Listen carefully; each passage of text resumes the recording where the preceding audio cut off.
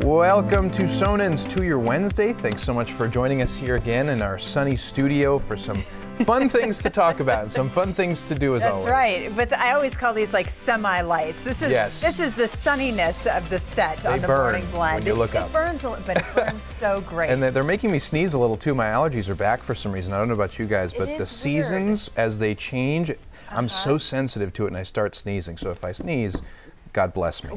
God bless you, yes. Can I just start off the rundown really quickly here? Okay, because it's just totally bizarre. So instead of like snakes on a plane, we're talking about ponies on a plane. We're going to get to a strip club in just a second because, you know, that's normal that's on a Wednesday. Teaser. Then we're going to talk about the Waffle House. Then we're going to talk about a $42,000 television screen and why you need it. Okay, let's go. We're starting with a horse. Now, we've seen service animals like dogs and, you know, maybe a turkey or something.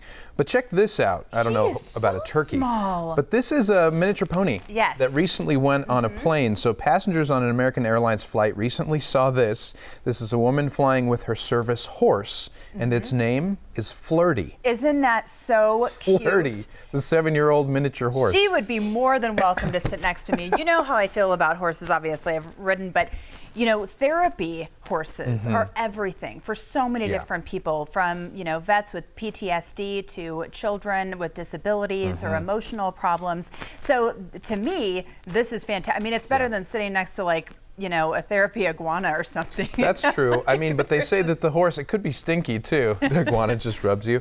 No, but the plane was rocky, of course. There was a little bit of turbulence. And so every time, you know, the plane descended or ascended, the horse would slam into the seat in front of it. Are you being serious? And not slam, but maybe it would jostle it. I mean, it's a horse. And so the people sitting in front of them probably weren't too happy, but it was well behaved. And so you always what more find could you like ask? The in-depth part of the story. Gotta get that nugget, like, oh, you look, know? there's a cute little pony on a plane. Yeah, and so let's move now to, do you have $42,000 laying around? For an 88-inch screen television. I Yes. tried to equate this to understand just how big that is. You know, if we turn it into, oh, it's the size of Maine, or it's like, oh, I get how big it is. So I was looking that up, and I came on like LL Bean, like mattresses or something. I'm like, oh, so basically put your mattress on a wall, and then you'll know what it's like to watch football. Oh man, it's so gorgeous. It's a pity it's so expensive, but it's 8K, so say goodbye to 4K. Apparently that's outdated now. The screen has 33 million pixels in it, and so it's going to be eye-wateringly sharp when you get that 8K content. Can you imagine, though, watching football on that television? I can imagine. You could like feel the hits. Like, oh, I just got a concussion from my television. My gosh, it's just advancing so quickly, but it's, you know, it's a very small portion of people who are going to be able to put that in their homes. So Waffle House, a friend of mine, because I always say the Waffle House, or like House. who calls it the Waffle House? It's the just IHOP. waffle. It's like the Denny's. But this is no joke. So apparently this is a barometer for meteorologists and people who are reporting on some of these disasters. Unfortunately, Dorian's going on right now, so we really feel for the people in the Bahamas, because, you know, it was catastrophic there. It was.